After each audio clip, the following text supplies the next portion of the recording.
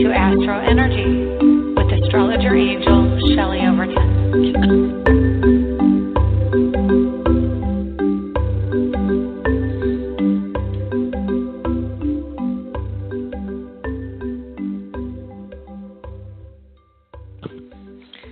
Hello and welcome to the July 17, 2018 edition of the AstroEnergy Astrology Show. My name is Shelley Overton. I'm an astrologer in Orlando, Florida, and I want to welcome you to the show. It's a warm day here. I'm not going to kid you. It's kind of warm. It's kind of humid. It's 82 according to the calendar or the widget, although I think it's probably going to go up when it adjusts. I just zoomed over to my widgets, and I don't think it's adjusted to the current temp. It says it's 82. It says we're getting lightning and rain today, which actually we haven't had it in the last couple days, so it's probably about time. Not that I particularly want more rain because I'm pretty waterlogged as it is. But yeah, it's on its way up to 90 degrees, and we're going to have that all week long. Copy and paste, same day, over and over. Anyway, we have a lot to talk about. Let me just I was actually in the process of getting today's chart up when I realized I had so many charts up that I wasn't able to actually, I think the last thing I did on my program was to close it, and I have to tell it, yes, do I want to close it? And so it had to reboot. So I apologize for having to do that, but anyway, we're there now. So currently, well, there's so much going on. Let's just chit-chat a little bit about what's going on nationally. It's very political right now. It's probably all I can do not to get political on you right now, but I will tell you about the astrology of what's going on and probably why it is so political. So first off, Pluto rules politics. I will just say that. Currently, for the last 5 days, we've had the sun opposite Pluto in the sky. The sun is at last degrees of Cancer, and I think I mentioned this a few weeks ago that our country is a Cancer sun country because we're born July 4th. That is the traditional accepted birthday of our nation. And so we have this very strong energy around mothers, nurturing, and what we believe we want as a nation. What is the vision for our nation? What is our identity, our ego, our sense of self? That is opposite Pluto. Pluto is politics. It is politics in a sense of power. So really it's like power plays, and so what happens is Libra is the sign of the diplomat, and the next sign is about commitment and about the power plays. So they are both about how we interact with each other, but Libra is about the idea of the interaction and the concepts and how can we work together and be balanced and cooperative, where Scorpio is more about let's get to the point. What can you do for me? What can I do for you?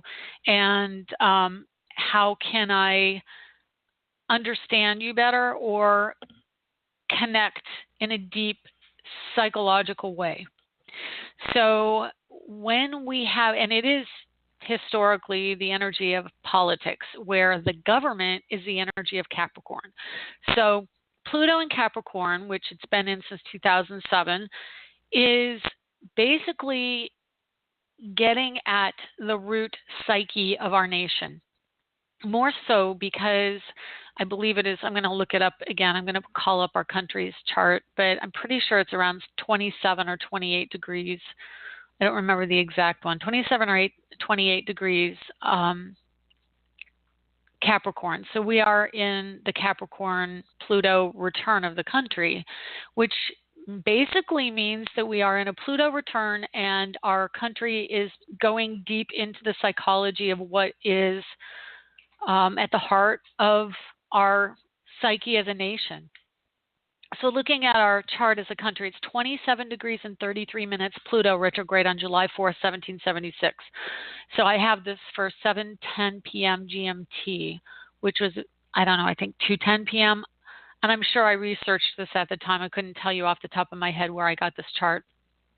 But I know I've researched many different charts, and this is the one I settled on. So it's got a 6-degree Scorpio rising with the sun at 13, Mercury at 24.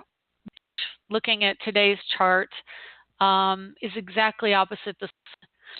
And interestingly, the sun, of course, would be the ego and the representative of the country, and the central figurehead that shines, the light that shines on it, because the sun is that shining light. So that, ideologically, that would be the president. Of course, there are many representations of presidents, including whatever his sun sign is, which is Gemini. And I'm almost positive Mars is right on, the U.S. Mars is right on his sun, if I'm not mistaken. Anyway, we're not going to get into that, but we are going to go over what's going on in the sky today and how it relates to the U.S. chart. And so we have 4 planets in Cancer in the U.S. chart. We have a 2-degree Cancer Venus in the 8th house of politics. We have a 5-degree Jupiter in Cancer in the house of foreign affairs, which is the 9th house, along with the sun at 13 degrees Cancer and Mercury retrograde at 24 degrees Cancer. So the sun right now is just past within those minutes, there's 60 minutes within 1 degree, but it isn't Earth minutes, it's sun minutes. So it isn't 1 for 1. It's not the same as Earth minutes. It's actually longer. So, but there are 60 minutes within that degree. So right now, sun is at 24:59, about to go to 25, but it is in the last day right near the Mercury of our country. It is also 9 degrees off the North Node in Leo, and Mars now retrograde is 1 degree off the South Node in Aquarius. So Aquarius is the sign of humanitarianism and humanism, the collective consciousness, and what's good for all people while recognizing the individual within the whole. And Leo, the opposite of Aquarius, is the sign of the ego and the central figure.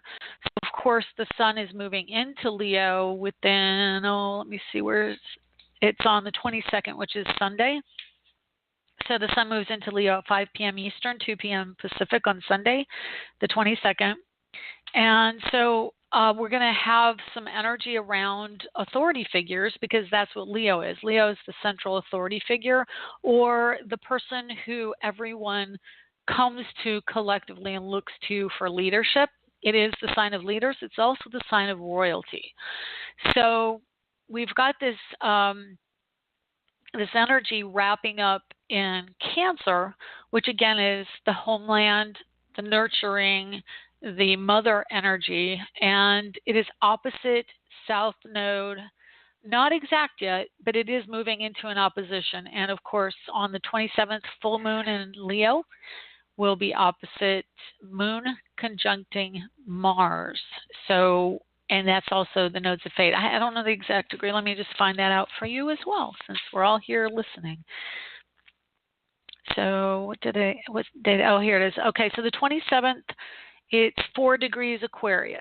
So it will be pretty darn close. They conjunct at 2:48 p.m., the Mars and Moon conjunction. And that means the sun is at 4 degrees also, because that's what makes an opposition. And it is a lunar eclipse. So I can tell you it is a very significant time for what's going on. Specifically, I wouldn't necessarily say, although it is part of it, that the Leo sun necessarily says, yes, this is going to be our president. To me, I assign it more to, even though it is the central figure and it is an arrogant energy at times, I consider it to be more connected to royalty. But Aquarius is the energy of collective, and it is going to be the new energy coming in the next decade. And it is the beginning of the age of Aquarius when Pluto moves into Aquarius in 2024. Saturn moves in there, I believe, the end of 2020. It could be the end or beginning. I have to look it up. But what we're doing is we are feeling the Mars in Aquarius. We are feeling the South Node in Aquarius conjunction with Mars. And I want to tell you, I mean, I know I'm going to probably be a little tangential and in different areas today, just because there's so much overlap of energy and what it means. But personally, this energy is about the same stuff. I mean, we are part of this country in America. I know there are listeners all over the world of this podcast, but in America, we are part of the collective. In the Aquarius energy, it means our country. The first few decades of our country were Pluto and Aquarius. I mean, because we have that Pluto at 27 degrees, not long after our country was founded, within 5 years, that Pluto was in Aquarius. So it is the beginning ideology of America, of the collectivity and humanitarianism and humanism. So having, and as a country, we have a North Node at 6 degrees Leo. So what does that mean? It means that right now, and also on the full moon, our country is experiencing a nodal return. And that means the North Node's exactly at the same spot as it was July 4th, 1776, and the South Node is also exactly the same spot as it was that day. So it means that we are collectively agreeing on the direction on how we interact with people. Leo is the need and desire to relate to people, and Aquarius is not only detachment, but again, humanitarianism and humanism. And so it is about the detachment from that one-on-one.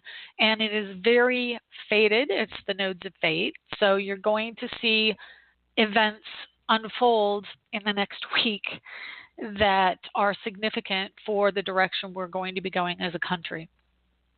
And so that's probably, well, I can touch on a little bit more with Trump, because he's got Pluto in Leo. So that means that there is also a Leo connection, and the U.S. chart with Uranus and Mars in Gemini, which is his sun, definitely has an effect. So let me just real quick call that out. And the only reason I'm spending time on this is because everything that went on yesterday, and yeah, I mean, I have an extremely strong opinion about that, and I'm going to keep it to myself today. Although, you know, sometimes when you have your own podcast, it's very easy to say, this is what I believe. And I do have those strong opinions. I have a Scorpio rising and 2 planets in Scorpio in the first house, so I really have a strong opinion. But when I do the show, I want to teach. That's like my main thing, is to explain why these things are there and what's going on and why it matters. So I'm just and that's also Mars in Aquarius, is like that certain amount of detachment.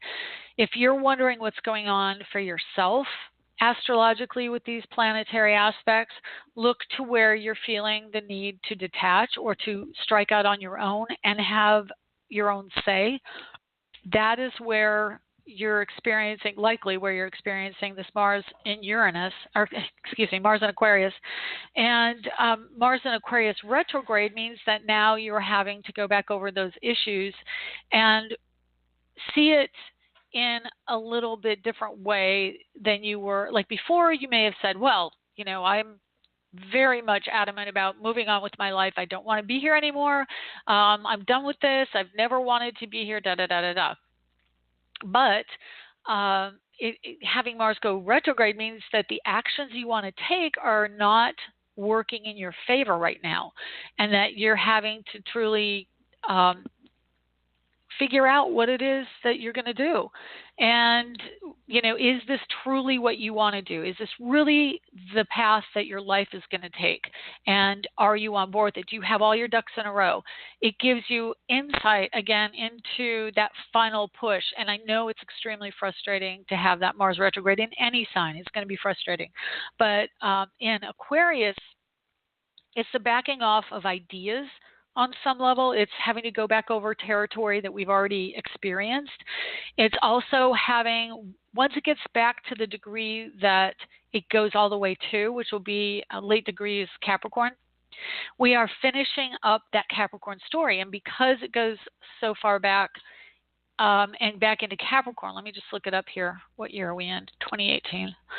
It goes by so fast. Hang on one second. Let's see, July. I'm just looking up how far back Mars goes before it goes direct again. So it goes to 2837. And I said, and that's Capricorn. So again, I said that 2733, it's literally 1 degree off of our US Pluto as far as degrees are concerned. And so Mars is talking to that shift. And again, Pluto is the planet of major life change, of where we change and never turn back. It's like, this is our story. This is it. We are changing, and the direction we had as a collective is not the one we used to have. So this is very much the time of that shift, and these are elements associated with that. So getting over here to the Trump US chart, he has Venus within 1 degree. Actually, this is right now. I'm going to go back over here. I think, yeah, I don't have that one. So let me just real quick do that chart. He has the sun 1 degree off of his personal Venus. So as a person, he is acting on his own desires from an egocentric means.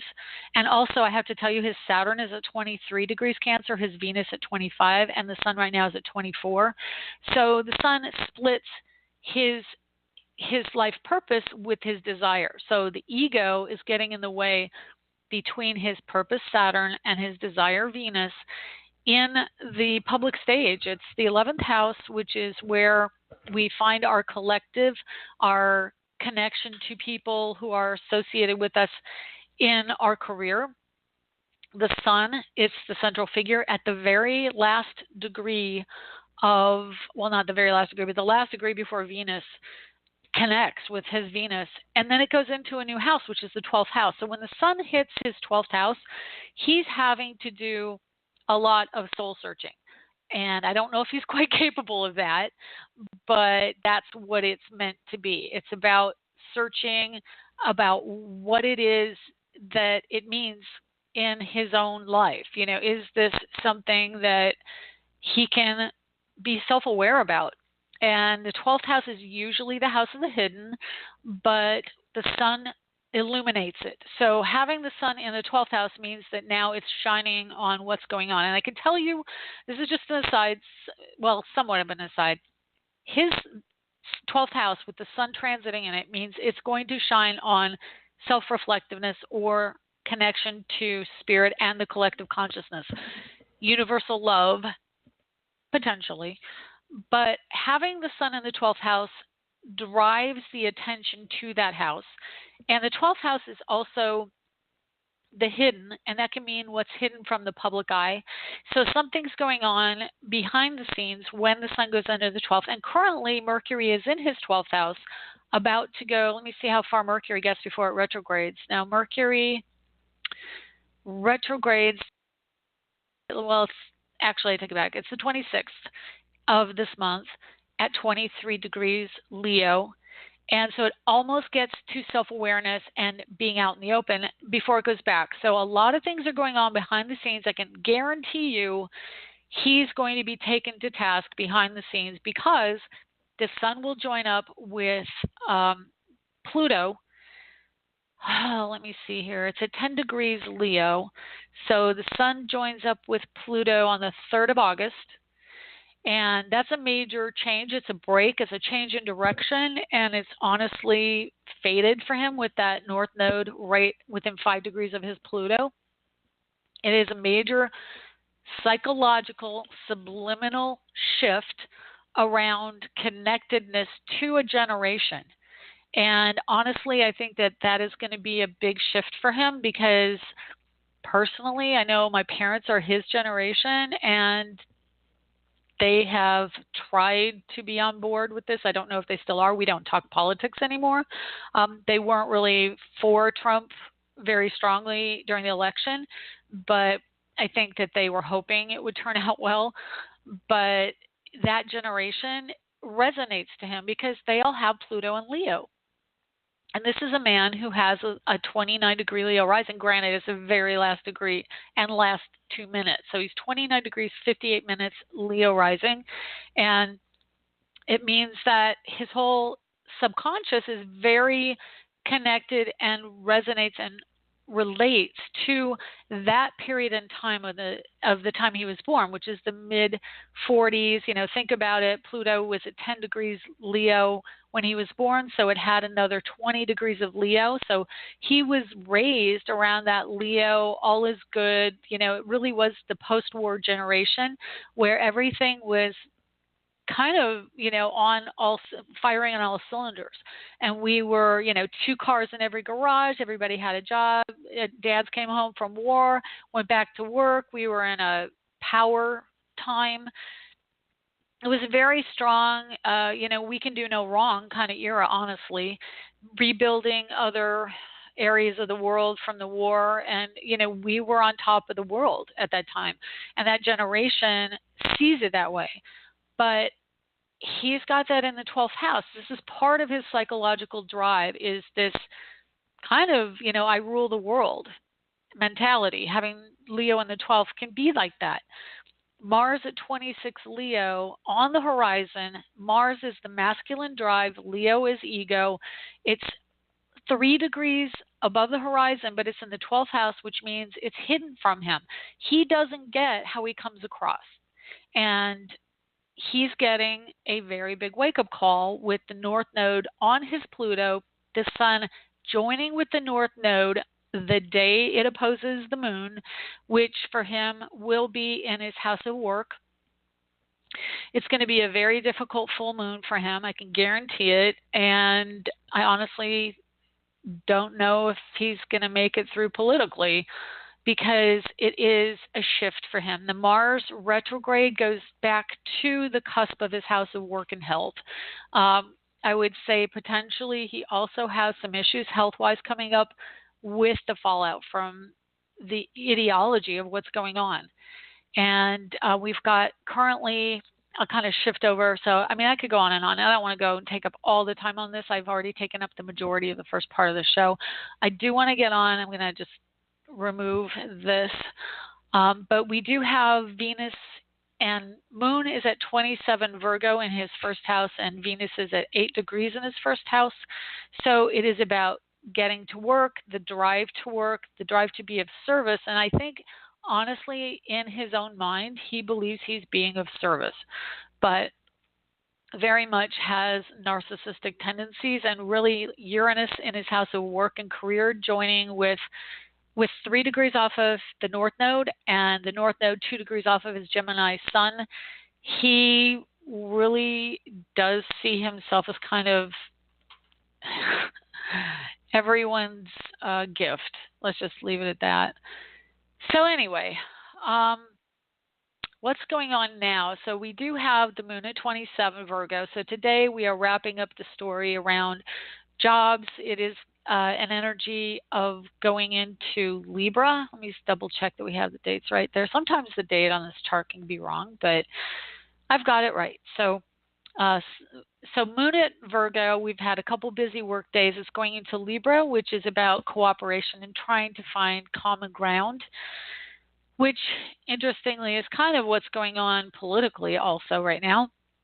Again, Jupiter is about a week into direct motion, and Jupiter is expanding. It's expanding Scorpio, which is politics and connecting on a deeper level. It's ideology around the emotion and the visceral connectedness to other people. So it's very emotional, but Jupiter is also really optimistic and appreciates the happier spiritual side of things and doesn't sweat the details too much. So in Scorpio, you can kind of get a mixed bag. You can be a little extreme at times emotionally, but it's definitely a more optimistic energy rather than, say, Jupiter retrograde, which I've said before acts like Saturn, acts much more stoic.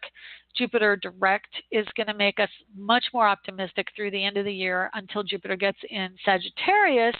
And honestly, we're quite off to the races at that time because Jupiter in its own sign of Sagittarius is very driven and action oriented. So we are going to be seeing a lot more travel, a lot more connectedness to people of other cultures. And it's just the way the next year and a half, or a little bit now with the Jupiter direct, but definitely in November when Jupiter goes into Sagittarius, much more expansive around foreign travel and people of other cultures really sinking in and getting connected to each other. So I actually personally look forward to that. Then we have Venus in Virgo, which is very particular and critical, and she's a librarian. She's the teacher, so she's a little bit of Mary Poppins. Well, a lot of bit of Mary Poppins. Mary Poppins was totally Virgo energy. I would love to do the chart of the lady who wrote it. I love the movie about it. I can't remember what it was called, but they had it a few years ago. The lady who wrote it, Tom Hanks was in it. Anyway, Mercury is a 20 Leo, and Mercury is, I'm just looking at the lines here, so it's in conjunct to Pluto. Mercury in Leo, saying the wrong thing, being self-centered or egotistical or arrogant, Leo energy, but wanting approval. And I read that after the Helsinki meeting, Trump was very happy and buoyant until he got on the plane and started hearing the feedback and then crashed and burned from what that feedback was. But it is that deep desire to relate. And again, remember, he's got Pluto close to Mercury in the sky right now. So that's like a generational drive to connect and relate because Pluto is the connector. Wants to connect on a deep level, and that's my neighbor. I may or may not hear him driving by in his little small race car. He thinks he's a race car driver, but he's not. Anyway, okay, so we have a square with the sun and about to go direct square this coming week with Uranus. So again, Uranus ruling the people, Uranus in Taurus is money. I think the markets are probably going to take a hit with that. And and it's going to be about kids as well. Again, I had mentioned before the children in the cave. This is energy around them as well because Uranus rules the lungs and Taurus can be the body, squaring the sun in Leo, and Mercury was there when they got caught in the cave. But Mars also in Aquarius, another multiplicity energy. So this full moon with Mars in Aquarius, there's going to be something that we may not have already seen with those children. They're probably going to have some lung issues that don't necessarily come out until a little bit later. And then let's see, Venus in the next week is going to move into opposition to Neptune. So Venus is desire and Neptune is like desire that's off the hook. So it's your vision. And so having Venus opposing Neptune can be both positive and negative. Traditionally, oppositions are difficult, whatever. I believe in polarity, and I believe in synchronicity. And what is the word? I think it's synchronous. So basically, what we're getting from that is that the energy means that we are connected to our desires, and we are wanting to heal, and we are looking for the deeper meaning of things and the connectedness to spirituality, but also healing and understanding and analysis. So there's a cooperation or a possible polarity between desires. There's groundedness and pragmatism, which is Virgo, and Venus and Virgo. And then there's also Neptune, which now retrograde is actually somewhat like Virgo. So it could be a really good energy, but look for health issues around women. We have, like I said, Neptune retrograde. We're going back over old stories. It is deeply emotional. It is also karmic. So know that there are some karmic issues coming up, and Venus is love, so we can have money come back up from people that we've known before or past clients. We can also have loves come back from the past who want to have some connection to us. Okay, let's see. What else have I gotten here? Not gotten. Okay, so I've touched on everything except for two things. Mercury going retrograde, which I think Mercury doesn't go retrograde until next week. Yeah, one day into next week's show. So I might talk a little bit more about that next week so we can still get to callers more today. So I don't want to take up too much time for the callers. Let me see if there's anything else I've got here. I know I mentioned it last week briefly, but I want to mention it again. When you have Jupiter at 13 degrees and you have planets in Leo, or the node of fate, which is still 8 degrees off of a square to Jupiter in Scorpio, and you have Mercury going into late degrees, Mercury, especially Mercury with communication and talking and saying things in square to Jupiter, or even just the fact if you have any Scorpio planets in late degrees, Mercury squaring your Scorpio planets is going to put you in line with fraud or people who are not giving you information that's in your best interest. So I'm giving you another warning. Look out for fraudulent events, communications which are not pure in intent. And I'm just going to keep saying that probably, it's going to be over the course of the next couple months, because Mercury is going retrograde, which means Mercury will once again join up with Jupiter. And so it is honestly a bit of the energy of the summer. So just be aware when people tell you things, if they are appearing to come from an ego standpoint or appear to be in the know and you are sensing, hey, this isn't quite right, go with it. It is true that they are not necessarily telling you the truth. They are spinning tails. It's a Leo thing. Leo likes to be hyperbolic and great superlative. So again, that is like always and never and bigger than life and all that kind of thing. So just watch out when people come at you. Always say that. That's what you got to watch out for. Like when people are acting that way.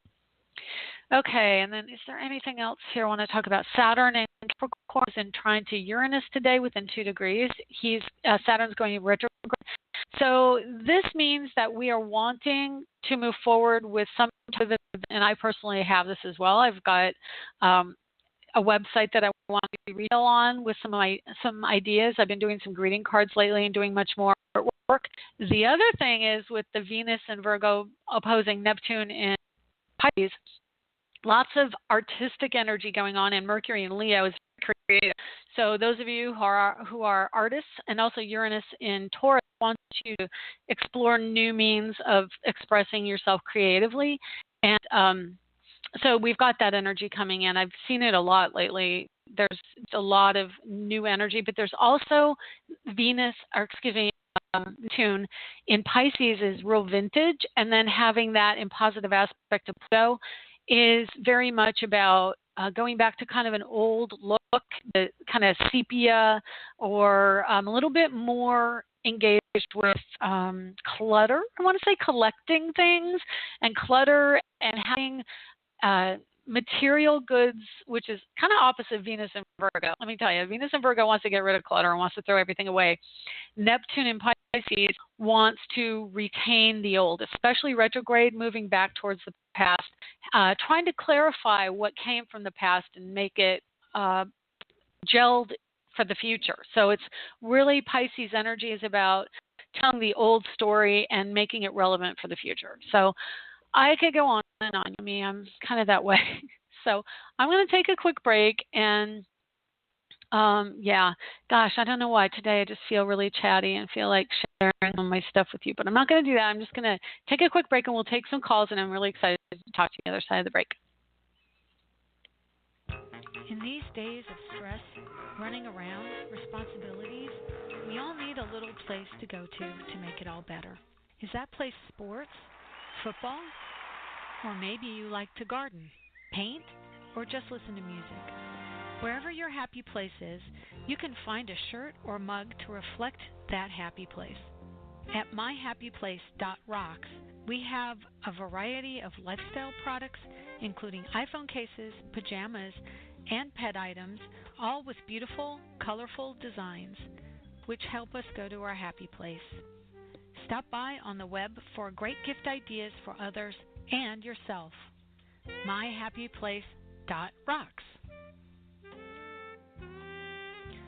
Lenny Pickett appears courtesy of Random Act Records.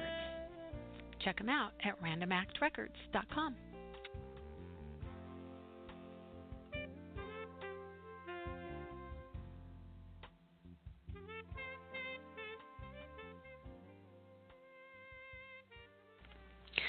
Hello, welcome back. My name is Shelley Overton. You are listening to the AstroEnergy show on Blog Talk Radio. And if you would like to get a private reading with me, you can through I was going to say the old web. I'm actually moving my old site over to a new one. You can still get me there probably for the next year.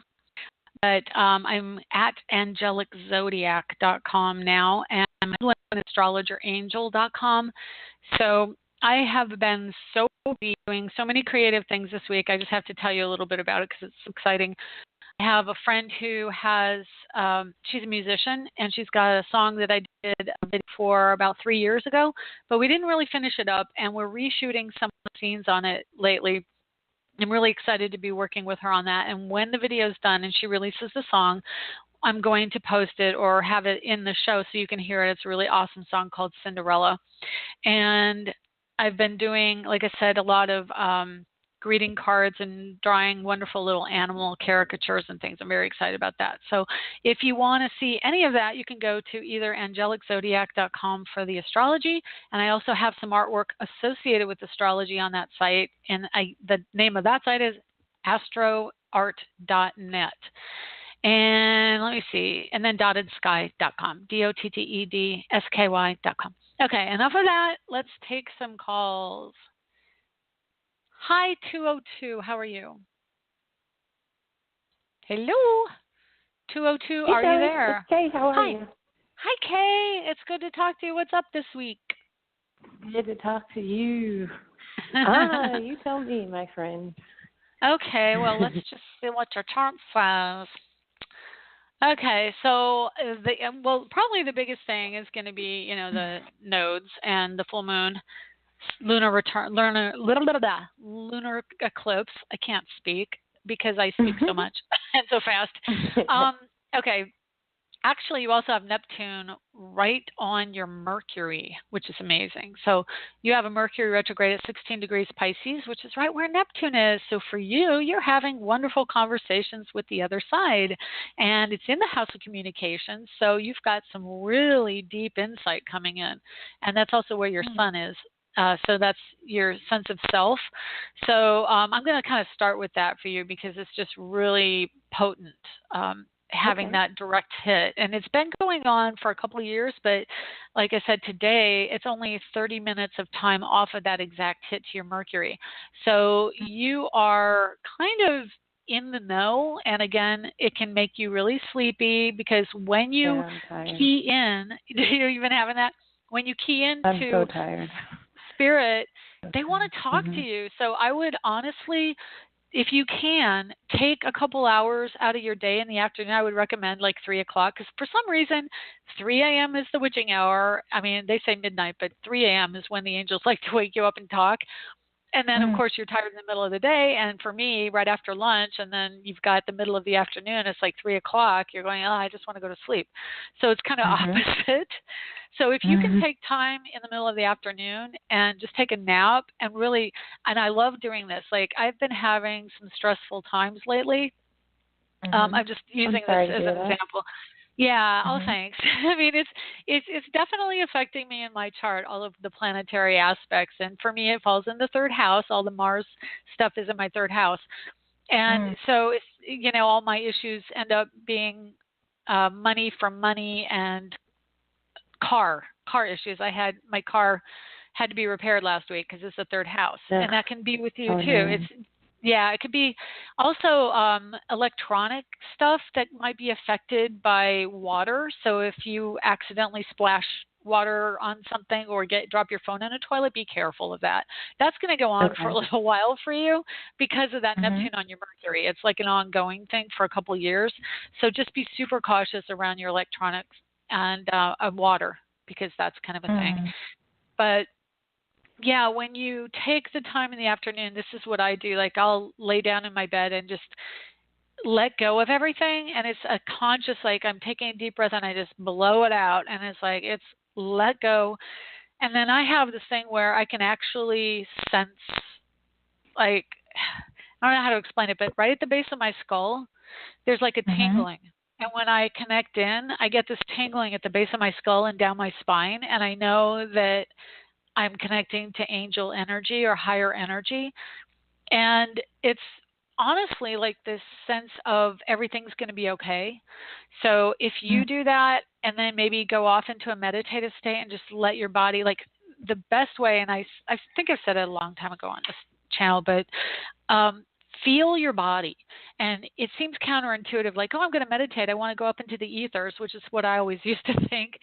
But when I physically feel my body and picture that warm, flowing energy relaxing me, and then I can feel my body, eventually it goes to where you can't feel your body, and that's when you know you're in that deeper meditative state.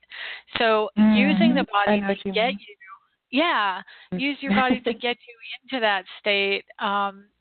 Then you've like your arms feel heavy, and then pretty soon you can't feel them at all, and you don't even know where they are. That's really helpful, and that can really connect you into that Neptune energy. And I would say do it religiously. Ironically, because religion is also part, or spirituality is part of that. But you have a Sagittarius rising with Neptune and Sagittarius in the first house, and that is religion. So religiously is a good word for you. Okay. And you also have a Neptune square in your chart. So having Neptune in the third house of communication squaring your Neptune in the first house means that you're being asked to slow down and not, I mean, it's like the old 60s song, slow down, you move too fast, you got to make the morning last. That's what Neptune wants you to do. Your natal Neptune wants you to go, go, go. But that's not helpful to you right now for the Neptune in Pisces, but also you have Vesta, the asteroid Vesta, 1 degree off of your natal Neptune, which means there's someone, it could be potentially you, but it's also a reflection of you if it's another person who is making you feel like it's not okay to be the person you are. And that Vesta energy is someone who's a little bit repressed and wants to tell everybody what to do and is in charge of everything. So if you don't see that person, it might be you, and you might have that little voice in your head going, but we got to go, we got to go, we got to do, we got to act. Now's not literally, I was the best going to ask time. you, how can these transits help me do stuff? No. Mars is retrograde. Like Mars doesn't want you to go forward. It wants you to go back. It's asking you to really find your place in the collective. Okay, so I'm going to wrap this up fairly quickly, but Jupiter in your 11th house is the collective that's related to your life purpose. It's your soul group.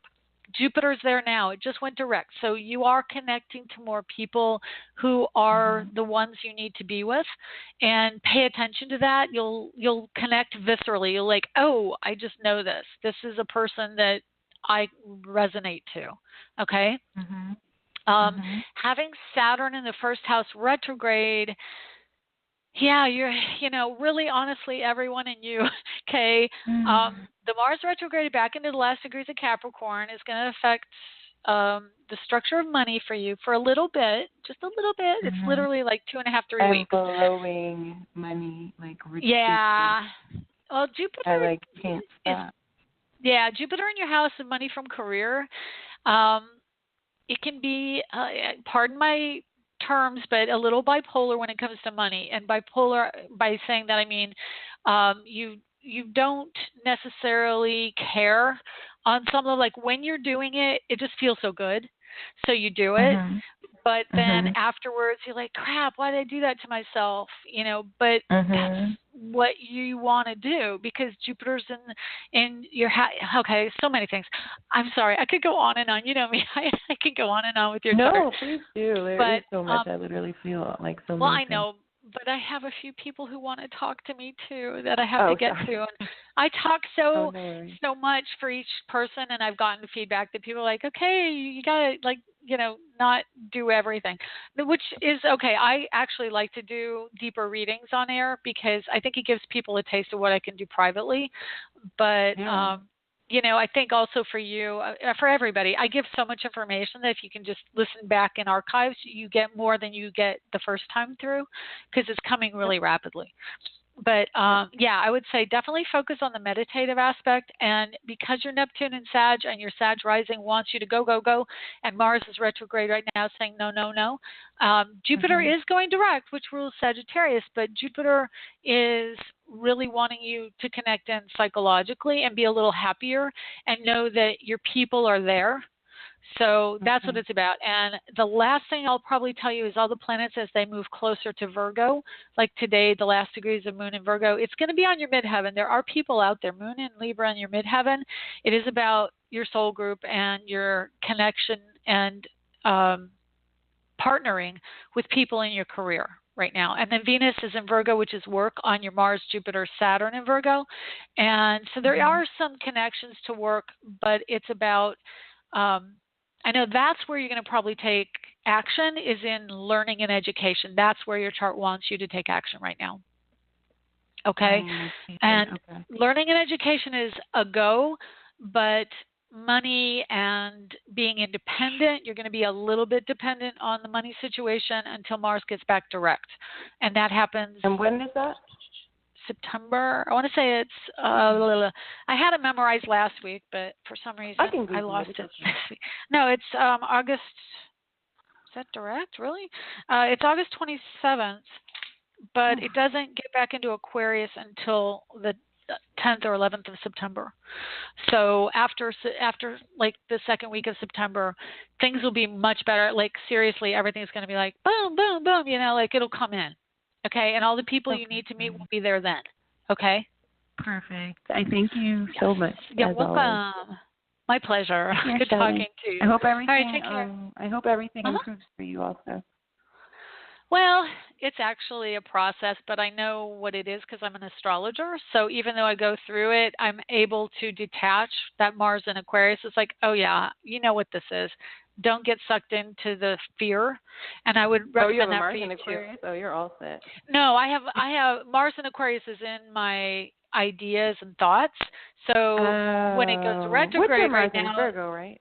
My Mars, no, it's in Cancer, and it's right near my midheaven. Yeah, I have a 6-degree Leo midheaven, and I have a 2-degree Venus in Leo, and I have a 27-degree Mars in Cancer. So I have Mars in Cancer in the 9th house, and it's only a few degrees away from my Venus in Leo, and then I have the midheaven. So I have that right up there in my Sagittarius house. So yeah, Mars in your Sagittarius house kind of makes you driven, but it's in Cancer, so I put a lot of my energy into my house. That's what I like to do, and I move every so many years. You're such a mama bear too. I am, aren't I? Yeah. I'll tell you this one quick story before I let you go.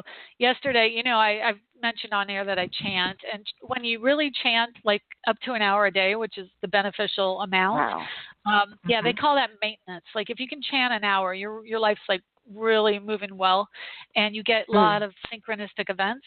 So last night, I don't know if I said any of this on air, but I do art instruction. I'm an art instructor at Michael's, and I don't do it very often. It's just like a part-time job. But I had a class last night at Michael's, and I was leaving, and I looked over, and it's right there at the strip mall. So the very first light leaving the strip mall, I looked to the left, and there was a young woman I know from my Buddhist practice. So I rolled the window down, and like, hey, Chrissy, come on over. And so she walked over and got in the car. I knew she doesn't have a car, so I'm like, I'll take her wherever she wants to go. And she was literally just going across the street to the other part of the mall. And so I'm like, okay, I'll take you. So I took her down the center, and we went to drive. She wanted to go to Supercuts. So I'm like, okay, I'll take you there. And I turned left to go to Supercuts off of the main entrance. And I looked left, and I saw another young woman that I knew who is the daughter of my friend Mercedes. And they were walking, Mercedes and her daughter were walking to the left. So I'm like, wait a minute, stay there. I'm dropping Chrissy, and then I'll talk to you. I saw 3 people within 5 minutes that I knew. I'm like, yes. No way. So it was very cool. Yeah, that's the way it is when you chant, like your life just gets in rhythm, and it's the coolest thing. Like that kind of synchronicity happens all the time. So I just love it. Anyway, I just had to share that with you. I need to look into that. Thank you for sharing. Yeah. Well, if you want, I'll just tell everybody it's SGI-, usa.org, and it's a lay Buddhist organization, which means it's all the people who work towards peace, and it's the organization I belong to. We have a seat at the UN, and so it's just a really amazing, very profound Buddhist practice. It's Japanese based, but if you want to look into it, that's where it's at. It's very cool. And that's all I'm going to say. Thank you so much. Thank you. You're welcome. Bless you. All right, take care. Good talking to you again. Bye. Okay, let's see what we have. 469, how are you? I'm fine. How are you? I'm good. What can I do? Oh, okay, great. Yeah, I'm very happy to take your call. Have you called the show before? No, this is my first time. Oh, okay. Hang on one second while I set up your chart here real quick. Okay. First, tell me your name. Lashandra. L-E or L-A? L-A-S-H-O-N. Oh, you're going to get fancy on me. Okay, I was going to put an A in there. All right, where were you born? In Cleveland, Mississippi. Okay. Oh, my, you're a Southern girl. Okay, and then what's your birthday? June the 28th, 1983. Okay. And what do you know what time? No, I don't. You don't know what time. Do you have an idea? Morning, evening, 5 a.m., 6 p.m., anything like that? Can't remember. If you don't, that's okay. I'll just do a sunrise chart. Okay. Okay. And I've got to re-enter this because I have a squirrely computer. So June, you said June 27th? 28th. Or July? June 28th, 1983. I'm sorry. I think I talked over you. Say it again. June the 28th, 1983. Okay. I gotcha. Okay, we're good here. Everything's good. It's all good because I'm all good. Okay, so what can I do for you today? I was trying to look into this guy and you know where things are headed between me and him. Okay. We kind of had a falling out this weekend, and we haven't talked to each other. Do you know his birthday?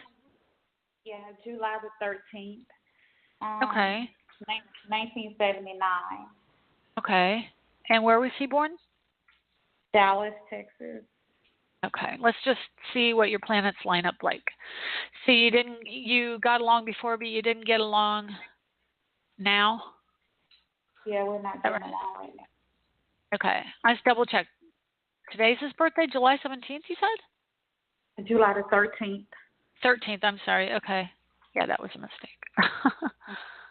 My computer, for some reason, this program will enter in the current date instead of the date that I put in if I don't have the place correctly and all the coordinates put in. So it just gets a little bit frustrating. It's okay. Yeah, I'm sorry. So I'm just going to put him in as guy. I'm just doing behind the scenes stuff, so I'm talking while I'm doing it. There we go. Okay. So let's see what's going on with the two of you and also with you and what's going on in the sky right now. Okay, so his Mars is in Gemini and your Mercury is in Gemini. And his Venus is right on your Sun. So that means his Venus on your Sun means that there's a connection, like a home connection where you guys kind of nurture each other. Yeah. And let's see. And he has Jupiter and Mercury in Leo. And again, he's really going to get hit with some, and they're both at 13 degrees. Like his Mercury and his Jupiter are very connected. So remember what I said about not being told the truth by somebody? He's not telling you the truth. Because Uranus in his chart. Pardon me? I'm already finding out a lot of things that he hadn't told me. Well, you got to remember, like Gemini energy, which he has Mars in Gemini also, can tell two different tales. And Leo energy likes to embellish. So the combination of his Mars at 12 degrees Gemini in positive aspect to Jupiter, Mercury in Leo means he's kind of a tall tale teller, okay? So he kind of likes to tell it like he wishes it would be, okay? And so, and he probably has a ton of fortune too, doing that, because he also has Neptune in Sagittarius, and you have Neptune in Sagittarius. So that's another, like, you have like this idealized view of both of you are very much into travel, like all this Sagittarius stuff, travel, music, action, sports, things like that. But I would say Mars and Gemini is probably someone who's got more than one person he's seeing. Okay. Yeah. So if you're looking for me to tell you about the future with this guy, I would say if you want to share him, then you might have a future. If you want to suffer, you might have a future. If you like to have just one person, he's probably not the guy for you. Gotcha. Yeah. And honestly, you have Mars at 29 Gemini, and that means that that's a story that you know from the past, and also something you came into this life to really understand. I'm looking at your chart. You've got South Node at 25 Sagittarius, which means North Node's at 25 Gemini, and you have Mars at 29 Gemini and Mercury, which is communications and the ruler of Gemini, at 23 Gemini.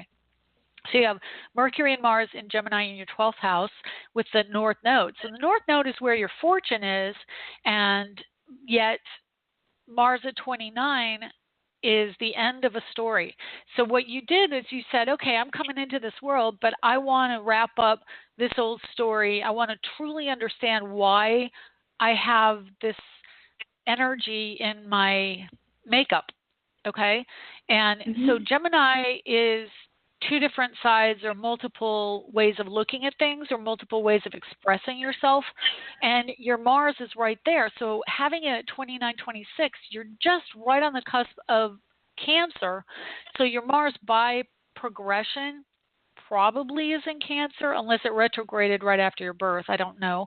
But by progression, it may be in Cancer right now, which means you really want to nurture. You take action towards family and towards really helping people feel like they're cared for. But in Gemini energy can be more self-interested. And so it's part of your story to understand that. And he's got Mars in Gemini at 12. So he's earlier on in the story. So he's really enmeshed in that storyline where you're kind of starting to get over it. That's really what your chart's telling me, is like, you may still have some communication issues where you're trying to communicate subtle things to people, but you may not be able to tell it in one particular way. Again, it's the multiple ways of saying things, so that people may not always understand you the way you want to get it across. But Mars late degree Gemini is like, you just really are at the end of that whole Gemini story, and you're trying to wrap it up. So he's kind of an example of that story, and you understand him because you have all this energy in Gemini. And it falls in your 12th house in the sunrise chart. So it's really this strong connection. But his Mars closest to your Mercury can cause friction. It's like he expresses himself in a way that's more aggressive than you do, because you've already had that in your life and you don't want to be that anymore necessarily. I mean, you understand it, but your chart's trying to evolve you towards a new future. Does that make sense? Like you're really meant to go in a new direction. As far as what's going on, I'm going to move over here to what's going on with you. Currently, you have Mars transiting in your house of commitment to others in Aquarius, which means multiples. So, and it's on your moon. So you have moon in Aquarius, which is a detachment. So even though you really want a committed person, I think that person's coming. I just think that next year is a better time for someone who's really, truly committed to you and more solid and responsible and reliable.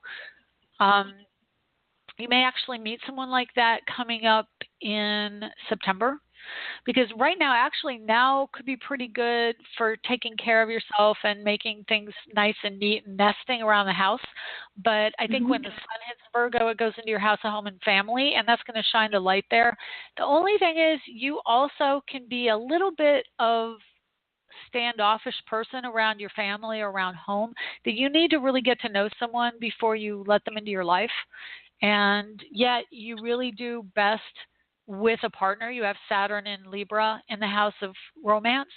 So you really are looking for someone. And Jupiter just went direct in Scorpio. And I think, honestly, looking at it, I think that by November, somebody really could come into your life. And I would venture to say, I'm just looking at other planets, I would venture to say you'll meet them at work. If you're work, health, or there's travel also, because it's in Sagittarius. So there could be some playtime or Sagittarius, out jogging or listening to music, things like that, if you're looking. But I do think that you've got some energy coming in. Let me just look at him one more time. Do you see us as parting ways? Let me just look. I don't know if you're going to part ways, and that's something that I have to look deeper into your chart for, but I can tell you he's someone, and, well, your moon's in Aquarius, so that's in positive aspect to his Mars. So if you like to keep things light and intellectual, and intellectually, like, you both have the fire-air energy really strong in your charts, so that can mean that, you connect on that fire-air energy, which is okay if you like lots of adventure and want to keep things like really lively and moving. But let's see where his Saturn is. I want to see what his Saturn is up to. Saturn's in Virgo. Solid with him. What was that? I said, but it's not going to be anything solid with him. Well, his Saturn is in Virgo. That's a difficult thing, because Saturn in Virgo, he is very much a worker and a workaholic. And he can also be somewhat emotionally detached when he's working. And he can be very left brain. He's got a lot of, you can be too. I mean, you've got Mercury and Gemini. You can be very left brain. There's definitely some expansion of the relationship coming in. I would say next year and the best I can do is, in this short amount of time, is tell you next year Jupiter is going to be in positive aspect to your Venus, and it will be also to his Jupiter. When Jupiter gets into Sagittarius, it triggers his Jupiter Mercury, which is closer, I would say, summer of 2020. Is going to be stronger. Oh, hang on. I take it back. No, 2019. I don't know what I'm saying anymore. 2019 summer will be a very telling time for you. And he may actually, let me just switch this chart real quick and see what's going on with him. Yeah, he's got a real strong potential to move away with his job. So I would say you'll know by summer of next year. And because I just don't have the time to dig deeper into the chart right now to say yes or no if he's going to be in your life, I think he'll be around because you have some connections. His Venus is on your sun. You have similar Mars. You've got similar Neptune. Your relationship is kind of a mixed bag. Sometimes I can go, oh yeah, I see this or I see that, or it's very clearly yes or it's very clearly no. But your charts together are kind of mixed bag of energies, so it isn't something that I can necessarily pick apart just by eyeballing it. I think it's definitely, yeah, your Saturns are somewhat cooperative because it's Virgo and Libra, and they both like to connect to the other person, but his Saturn is a little bit more detached and remote, and your Saturn really needs to connect to the other person more. And the Saturn is life purpose. So if your life purposes are not completely in alignment, then you're going to have trouble. But Virgo, Libra are fairly good cooperatively when you are in your mind and not in your emotions. Okay? If you just recognize that the two of you, you really don't have an overabundance of water in your charts. So, he's got 2 Cancer planets. You have 1, but they're all Sun, and he's got a Venus. But the rest of it's pretty much air and fire, which makes it kind of a fiery, exciting energy. And the two of you can cooperate that way. So I'm not saying he's totally gone, but I do want to caution you about the Mars and Gemini with guys, that he's going to have someone hanging out. And you also have Saturn in Libra and Pluto in Libra. So there's kind of an energy of, if there's a third person, as long as she's not his main person, you're okay with it. Like there could be, mom spends an awful lot of time with my boyfriend, or he's got this past love who is now a good friend. As long as there's not an emotional connection, you could probably accept it, just as long as they're not deeperly, I'm making up words now, something more deep. Okay? Oh, I think I dropped her. Anyway, well, that's the end of the show anyway. So thank you so much for sticking around and listening. And I tried to make it quicker, but I go really deep in my reading. So if you would like me to go deep with you, please do contact me after the show. And I would love to do a private reading. Anyway, catch you next week. We're going to talk about the full moon. So more Leo energy next week. Talk to you then, or actually Leo Aquarius. Okay, bye.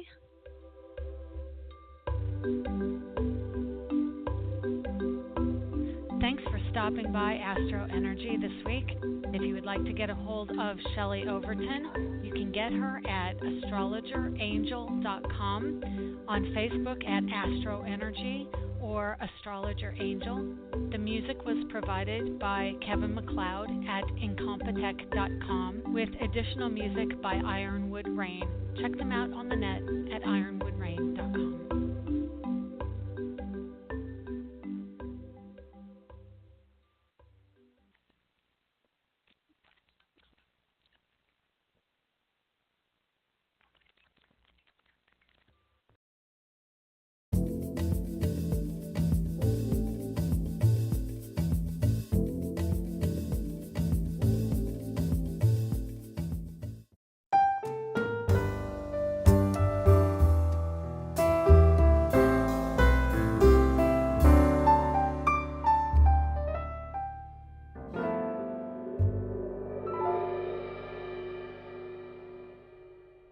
To subscribe, please click the picture of Shelley on the right or the red button below.